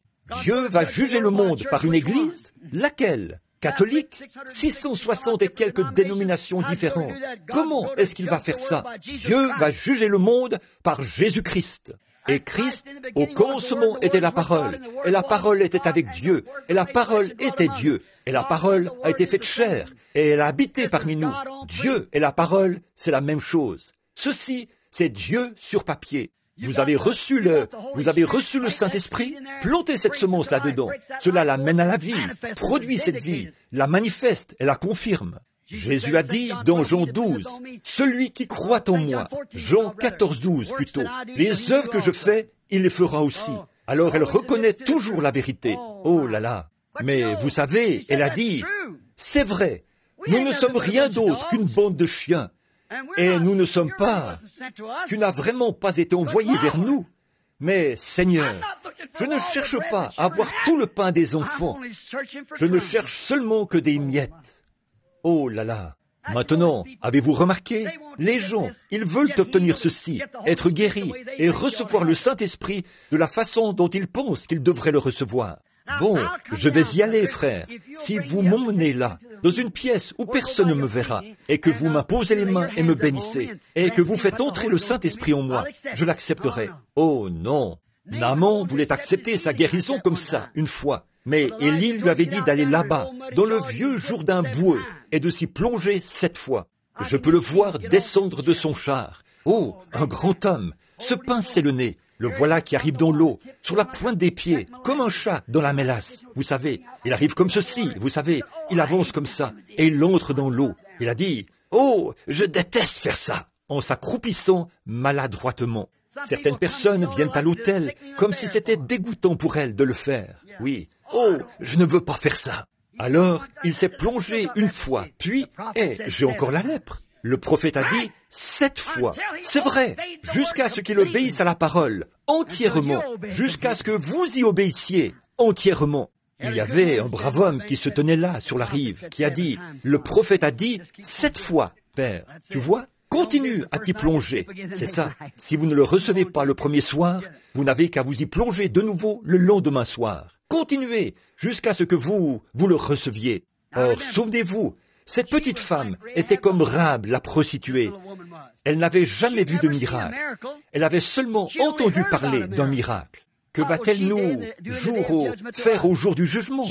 Elle n'avait jamais vu du miracle. Elle était une femme des nations. Elle n'avait jamais vu, mais elle avait entendu. Et nous avons vu et entendu. Et nous doutons encore. Oh là là! Elle était comme Rahab la prostituée. Quand les espions sont venus, elle n'a pas eu besoin de dire « Je vais vous dire ceci, amenez Josué ici et laissez-le tenir une réunion pour moi, et je verrai comment il se peigne les cheveux, et la façon dont il parle, et l'étiquette qu'il observe à la chair. Ensuite, je verrai si je peux l'accepter ou non. » Elle a dit « J'ai entendu dire que le Dieu du ciel était avec vous.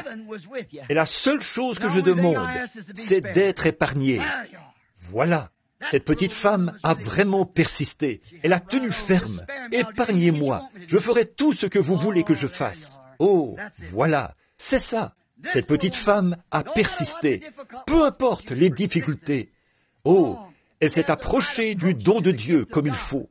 Elle s'est approchée comme il faut, dans l'humilité. Elle est tombée à ses pieds, en toute humilité. Elle ne s'est pas levée pour dire, « Eh bien, attends une minute. Tu sais que nous sommes Grecs. Tu dis que nous sommes des chiens? Un instant là, monsieur, te rends-tu compte que nous sommes les maîtres de l'art et que nous sommes les maîtres de ceci et de telle et telle chose? » Elle n'a pas du tout pensé à ça. Elle a simplement admis qu'il avait raison. Et elle est tombée à ses pieds. Et elle a dit, « Aide-moi, Seigneur. Je ne mangerai que les miettes. Si ma fille ne peut pas avoir une tranche de pain entière, pourrais-tu lui laisser juste les miettes? Si elle est un chien? » Oh là là, voilà. Pourrions-nous seulement nous satisfaire des miettes? Si le Saint-Esprit révélait à quelqu'un ce soir, vous êtes guéri? Seriez-vous prêt à vous contenter des miettes? Ou voudriez-vous que Dieu s'avance et qu'il vous fasse lever et vous donne une sorte de sensation? S'il ne faisait que dire dans votre cœur, « Ma maladie est terminée, tu ne l'as plus. Je crois qu'à partir de ce soir, je serai guéri. » Accepteriez-vous les miettes? Ou voudriez-vous que tout le monde vienne et vous impose les mains et verse de l'huile et suive le rituel habituel comme ça? Ou vous cherchez simplement à avoir les miettes? Dieu va honorer cela.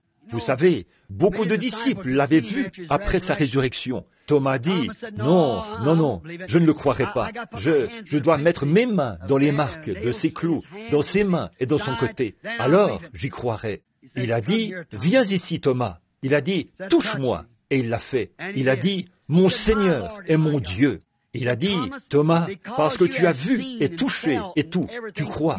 Oui, Seigneur. » Il a dit, « Combien plus grande sera la récompense de ceux qui n'ont jamais vu et qui croiront quand même en lui. » Sommes-nous prêts? Nous, les gens des nations. Sommes-nous comme cette femme des nations?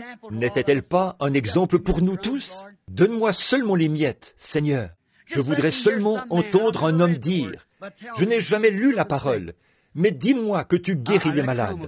Cette miette me suffira. Je le crois.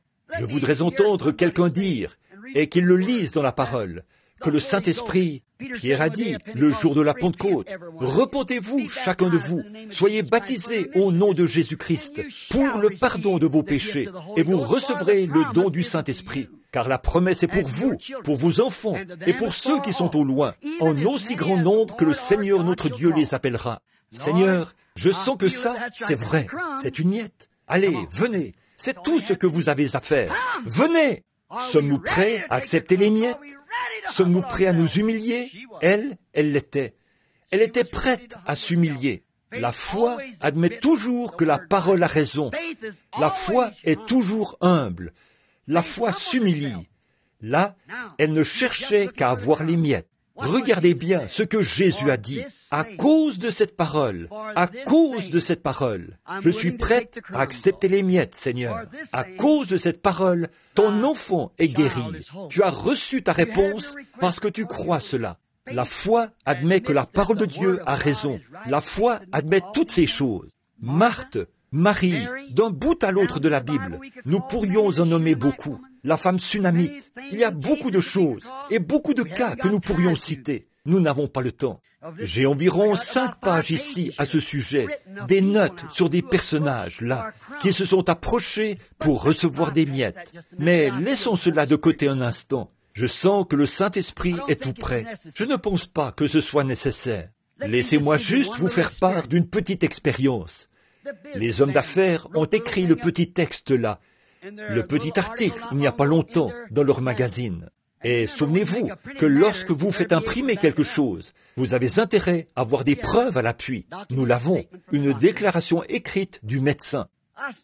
J'ai remarqué qu'à l'église ce soir, il y a beaucoup d'hispanophones.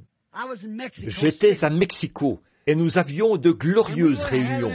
J'étais là depuis environ 3 soirs. Et il y avait un homme que j'appelle Mañana. Il devait passer me prendre à 18h et il ne venait me prendre que vers 21h. Et parce qu'il était si lent, je l'appelais toujours demain. Voyez? Et quand nous sommes arrivés à cette grande arène où j'allais prêcher, ils ont dû me faire monter sur une échelle là-haut, puis me faire descendre à l'aide de cordes, en bas sur l'estrade. Le soir précédent, il y avait un homme mexicain qui était venu à la réunion. Il pleuvait. Le vieil homme est venu sur l'estrade. Il était aveugle. Et il est venu. J'ai regardé. Je portais de bonnes chaussures et un bon complet. Et le pauvre vieil homme, il était pieds nus. Son pantalon était en lambeaux. Je vais vous dire qui était mon interprète. Vous le connaissez, frère Espinosa, qui habite ici, à Sacramento, en Californie. Un frère pentecôtiste. C'est lui qui interprétait. En 2 soirs, nous avions eu environ, je pense, autour de 30 ou 40 000 convertis du catholicisme au christianisme et au Saint-Esprit. Et ce vieil homme aveugle a traversé l'estrade. Et si vous ne ressentez rien pour les gens pour lesquels vous priez, il est inutile de prier pour eux. Vous devez vous mettre à leur place. Et j'ai pensé, si mon vieux papa était vivant, il aurait à peu près l'âge de ce vieil homme. Et le voici. Il n'avait pas de chaussures et il ne portait pas de chemise. Il avait un vieux manteau usé, poussiéreux, un vieux chapeau à la main, cousu avec des cordes. Le vieil homme n'avait probablement jamais eu un seul vrai repas de sa vie. Et combien le sort avait été cruel envers lui. Le voici qui avance d'un pas mal assuré, complètement aveugle. Ses yeux étaient blancs. J'ai regardé le vieil homme et je l'ai simplement entouré de mes bras. Et frère Espinosa n'a pas interprété la prière. J'ai dit, Père Céleste, si je pouvais lui donner mes chaussures, je les enlèverais subtilement pour que personne ne les voie. Je lui donnerais mon manteau, je le laisserais partir avec cela. Mais il est beaucoup plus costaud que moi. Mais Dieu, aie pitié de lui, rends-lui la vue. Il a hurlé, Gloria a Dios! J'ai regardé autour de moi. Il voyait aussi bien que moi. Le soir suivant, il y avait une étagère ou un tas de vêtements qui s'étendait sur une longueur égale à celle de ce bâtiment et qui était environ haut comme ça, qui ne contenait qu'un tas de vieux châles et de vieux vêtements usés. L'économie du Mexique est déséquilibrée. Pedro gagne peut-être, il est maçon, il gagne peut-être 16 pesos par jour, mais il lui faudra 4 jours de travail pour pouvoir acheter une paire de chaussures. Mais il devra mettre de côté une partie de son salaire, plusieurs pesos, pour se payer un cierge qui brûlera pour ses péchés sur un autel d'or d'1 million de dollars. Voilà ce qui me met hors de moi. De voir ces gens précieux, ils arrivent là à 9h du matin, pas de siège pour s'asseoir. Ils s'appuyaient les uns contre les autres, comme des brebis dans un pâturage. Et il pleuvait. De voir ces femmes debout, l'eau qui coulait sur leurs cheveux, complètement trempés, attendre toute la journée, sous le soleil brûlant ou sous la pluie, rien que pour entendre la parole de Dieu. Oh, que feront-elles quand Phénix se lèvera avec elles, au jour du jugement, là où il y a de belles églises partout, et vous n'arrivez même pas à rassembler les gens là. Elle s'est tenue là, ou lui plutôt, ayant recouvré la vue. Quand je suis arrivé ce soir-là, il pleuvait très fort. Frère Jack Moore, beaucoup d'entre vous le connaissent. Frère Espinosa et plusieurs des frères étaient sur l'estrade. Et Billy, mon fils, d'habitude, il distribue des cartes de prière. Et il ne pouvait pas parler en espagnol à ces gens. Alors, il a dû laisser Mañana le faire. Mais il allait s'assurer que Mañana ne vendait pas de cartes de prière. C'est ça qu'on doit surveiller, vous savez, que personne ne vende de cartes de prière. Alors, il l'a surveillé, et ils sont allés pour s'assurer qu'il ne faisait que tendre les cartes de prière à un tel, et ainsi de suite. Alors, il a dit, il est venu me voir. Je me suis mis à prêcher. Il y avait un gros tas de ses vêtements empilés là. Comment ont-ils pu savoir à qui appartenait quoi? Je ne sais pas. Alors, je venais de commencer à parler, et Billy m'a tapé sur l'épaule. Il a dit, papa, il va falloir que tu fasses quelque chose à propos de cette petite femme là-bas. Il a dit, j'ai presque 300 huissiers, et ils n'arrivent même pas à la retenir. Une toute petite femme hispanophone, à peu près grande comme ça, une jolie petite femme. Elle avait un bébé mort dans les mains, sous une couverture. Et il a dit, Mañana a distribué toutes les cartes de prière. Et il a dit, elle n'a pas de carte de prière.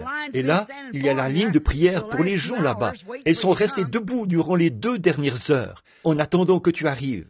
Il a dit, elle veut amener ce bébé mort ici, et nous n'arrivons pas à la retenir. Oh, eh bien, elle arrivait à passer par-dessus ces huissiers, à filer entre leurs jambes et tout. Elle a persisté. Elle voulait y parvenir. Elle avait vu cet aveugle être guéri le soir d'avant. Elle a persisté.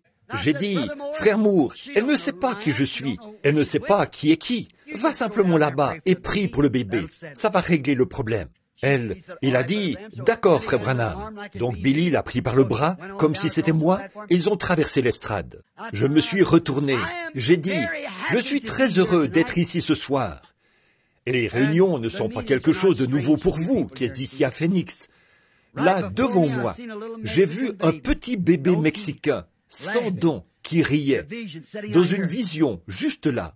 J'ai dit, attends une minute, frère Espinosa, va au, qu'est-ce qu'il y a? J'ai dit, va au micro. J'ai dit, dis-lui de venir ici. Il a dit, papa, Billy a dit, tu ne peux pas la faire passer avant tous ces gens qui ont ces cartes de prière? J'ai dit, amène-la ici, je viens de voir une vision. Alors, il l'a appelée. Et ils sont revenus. La voilà qui arrive, avec une couverture dans les mains, comme ceci. Et un petit bébé s'y trouvait. Il était mort depuis tôt ce matin-là. Il était mort de pneumonie. Un tout petit bout de chou, à peu près long comme ça. Et la voilà qui arrive. Les larmes coulaient sur ses joues. Ses petits yeux noirs. Ses cheveux pondaient. Une petite dame très charmante. Elle a couru vers l'estrade, s'est mise à genoux et s'est mise à pleurer. Padré, j'ai dit, levez-vous un instant. J'ai pensé, Seigneur, et si ce n'était pas ça, et si ce n'était pas ça, je ne sais pas. J'ai simplement vu un petit bébé mexicain, tout petit, sans dents, ses petites gencives. Il me souriait, il était juste là. Et elle pleurait. J'ai posé ma main sur la couverture mouillée. Il pleuvait à ce moment-là. J'ai dit, Père Céleste, cette petite femme, il n'y a aucun doute dans mon esprit que tu es en train de lui répondre. J'ai dit, j'ai vu la vision que tu sais être vraie, d'un petit bébé. J'accepte seulement par la foi qu'il s'agit de ce bébé. Je ne connais pas la femme, ni le bébé, mais il y a quelque chose. Tu travailles des 2 côtés. Je lui ai imposé les mains, et à ce moment-là, il s'est mis à gigoter et à crier de toutes ses forces. La mère a retiré la couverture, et voilà, il était vivant dans ses bras. J'ai dit, frère Espinosa, ne prends pas ça en note, mais on voit quelqu'un de bien, quelqu'un de loyal. Et elle racontait cela au Mexicain, que le médecin avait déclaré que son bébé était mort de pneumonie ce matin-là, vers 8 ou 9 heures. Et là, il était passé 22 heures ce soir-là. Et j'ai dit, on voit quelqu'un et obtient une déclaration écrite du médecin qui l'a déclaré mort. Et le médecin mexicain a rempli une déclaration et l'a signée. J'ai attesté la mort de ce bébé. Il ne respirait plus ni rien. Dans mon bureau, ce matin, à 9 heures. Et là, il était 22 heures ce soir-là. Et le lendemain matin, le bébé était dans le cabinet du médecin pour un examen. Tout est redevenu normal. Pourquoi? Parce que la petite femme a persisté. La foi ne connaît pas la défaite. Si 5000 personnes se tiennent là, à cet endroit, rien ne peut remplacer cela. Son Église pouvait la rejeter. Ses voisins pouvaient se moquer. Mais un Dieu qui pouvait ouvrir les yeux d'un homme aveugle le soir d'avant pouvait ressusciter son bébé parce qu'il est le même Dieu hier, aujourd'hui et éternellement. Et si ce groupe de gens ici, ce soir, des chercheurs de miettes, si c'est ce que vous êtes, le Dieu même qui vous a amené ici, qui a su vous conduire dans un endroit comme celui-ci, le Dieu qui vous a sauvé, le Dieu qui a su vous remplir du Saint-Esprit, ce même Dieu peut effacer toute trace de maladie, de chagrin, ou quelle que soit la chose que vous avez dans votre cœur ce soir, pourvu que vous le croyez. Persistez, persévérez, tendez maintenant la main et saisissez cette petite miette de foi. Dites, Seigneur, je te remercie pour cela. Me voici. Demain, le voisin dira, tu n'es pas guéri. Dites, oh, bien au contraire, je suis guéri, je suis guéri. Hier soir, j'ai trouvé une miette, là-bas, à l'église Foursquare. Quelque chose s'est ancré au-dedans de moi. Plus rien ne va m'arrêter. Je l'ai en ma possession. Courbons la tête un instant. Avez-vous besoin d'une miette ce soir?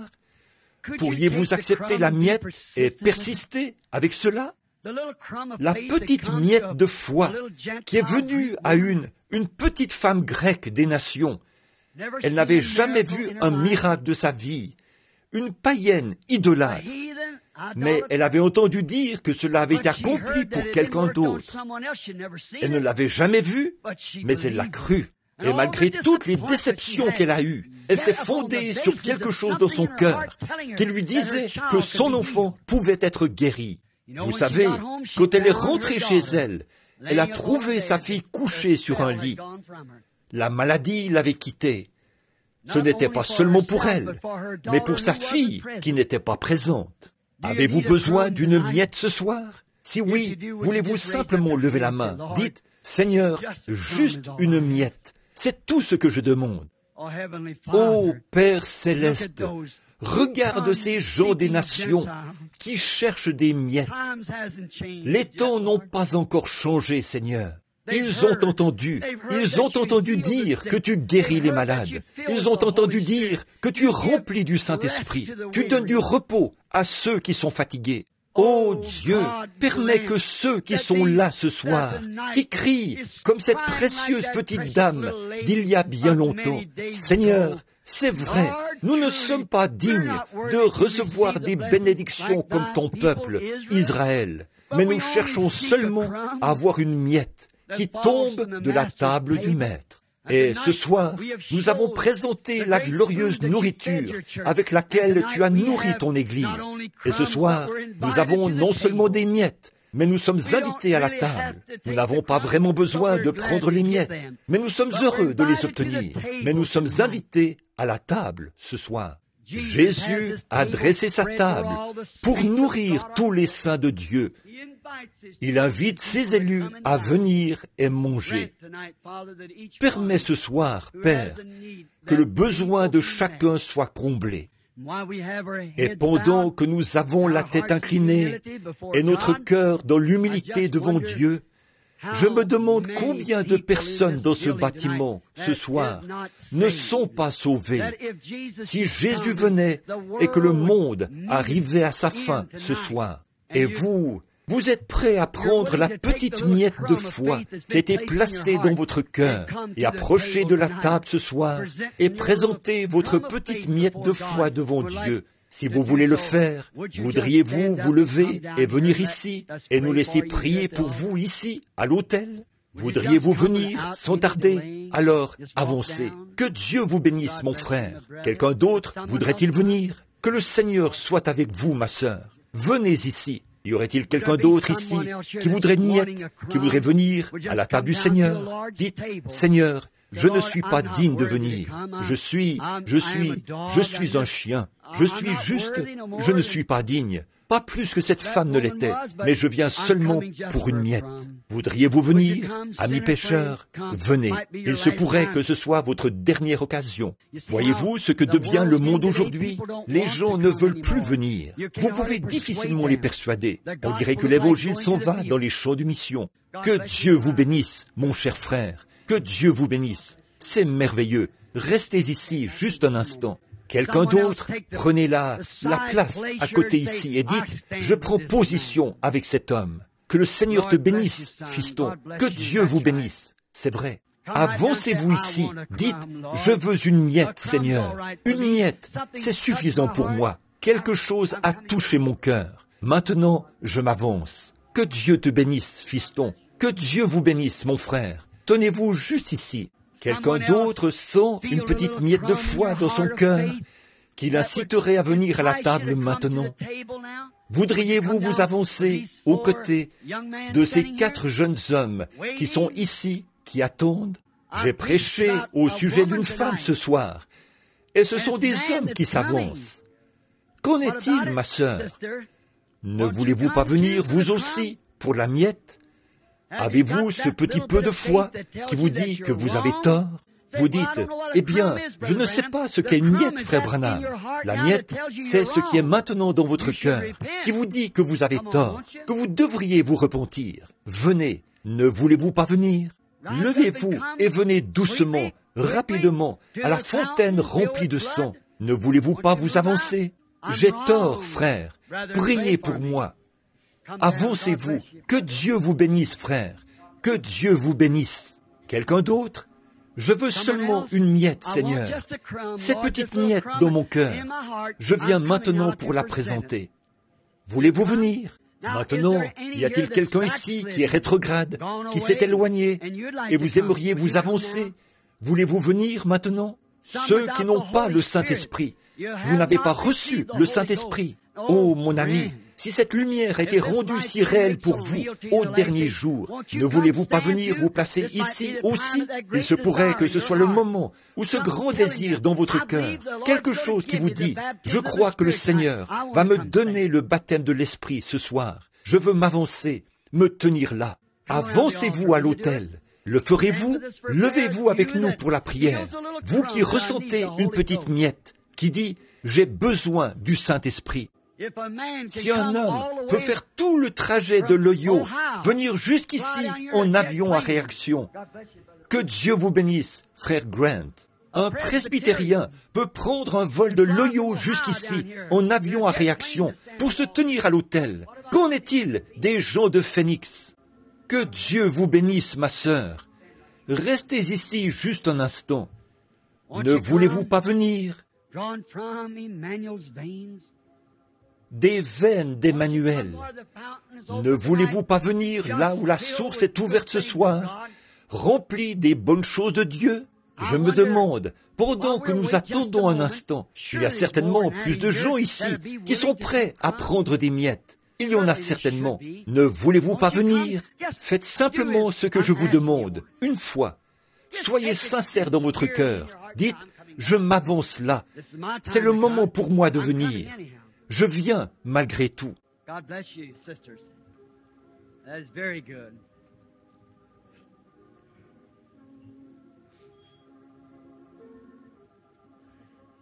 Que Dieu vous bénisse, sœur. C'est très bien. Nous attendons maintenant, patiemment, que vous veniez. Courbons la tête maintenant, alors que nous attendons, et chantons ce cantique de l'Église.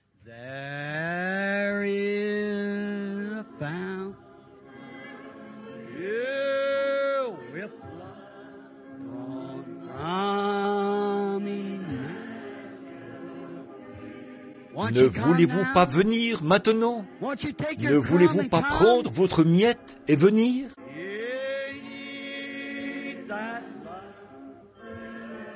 Si vous désirez le Saint-Esprit, ne voulez-vous pas venir? Entrez là maintenant.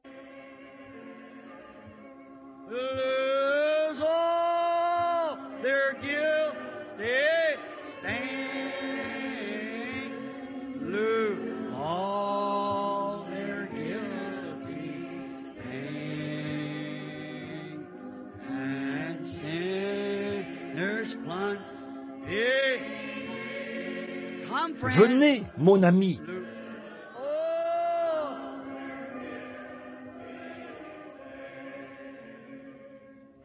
The dying thief, joy.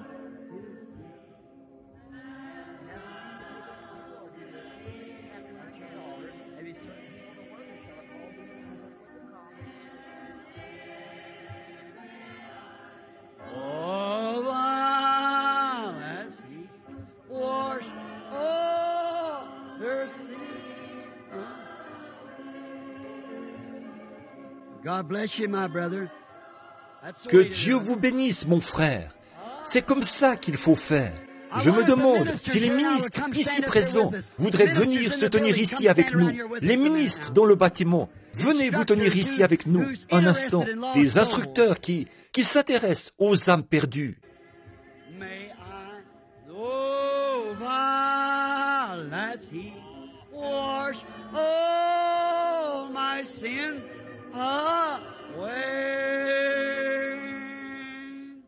Je me demande s'il y a des ministres ici, des instructeurs dans la parole, qui aimeraient venir. Souvenez-vous, des destinations éternelles se décident en ce moment. Il y a 7 ou 8, 10 personnes debout ici. Et vous savez ce que cela représente? Une âme vaut 10 000 mondes. Nous ne devons pas prendre cela à la légère.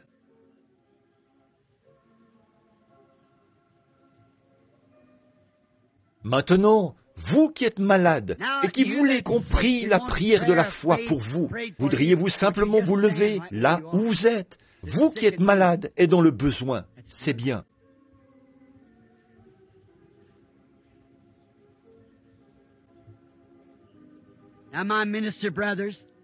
Maintenant, mes frères ministres, c'est ça.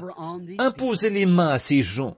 Vous, les gens malades, tenez-vous assez près les uns des autres, afin que vous puissiez poser vos mains les uns sur les autres. Or, la Bible dit, à vous qui êtes malades, voici les signes qui accompagneront ceux qui auront cru. Vous devez être en croyant, sinon vous ne seriez pas debout. S'ils imposent les mains aux malades, ils seront guéris. Vous savez que c'est vrai. Ce sont les Écritures qui ne peuvent pas faillir. Et à ces pénitents qui viennent à l'autel, mes frères et sœurs, qui viennent à l'autel ce soir, des êtres mortels qui savent qu'ils devront un jour se retrouver devant Dieu. La Bible dit que pour certains hommes, leurs péchés les précèdent. Pour d'autres, ils les suivent. Vous confessez les vôtres ce soir, afin que vos péchés vous précèdent et qu'ils vous soient pardonnés par le sang du Seigneur Jésus. Et vous qui êtes ici et qui cherchez le baptême du Saint-Esprit, Dieu a fait la promesse dans Acte 10. Nous lisons, comme Pierre prononçait encore ses mains, le Saint-Esprit descendit sur tous ceux qui les écoutaient. Ils étaient tellement affamés. Maintenant, vous êtes affamés. Vous avez apporté cette petite miette ici. Maintenant, prenons un vrai repas complet des bénédictions de Dieu. Tout ça, c'est pour vous. Maintenant, vous qui croyez en la prière, courbons simplement la tête, tous ensemble, et prions et croyons. Maintenant, ne pensez pas aux gens qui se trouvent autour de vous. Ne soyez conscients que de la présence de Jésus-Christ autour de vous, et que chacun prie comme vous le faites d'habitude, comme vous avez l'habitude de prier.